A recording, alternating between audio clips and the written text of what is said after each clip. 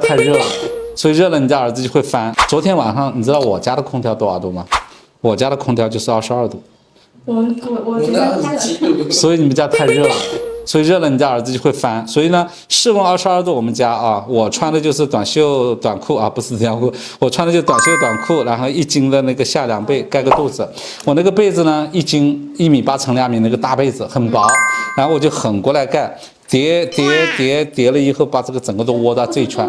对，我的被子就腋窝到大腿呀，肩膀、大腿呀，屁股不盖，肩膀、屁股、腿脚都不盖，这就是睡眠。所以呢。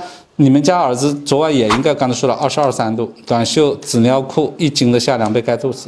好，这里面还要提醒你一下，纸尿裤很热，刚才说了，纸尿裤很热，屁股3把火，2个火在一起，纸尿裤上不能盖东西，也不能穿东西。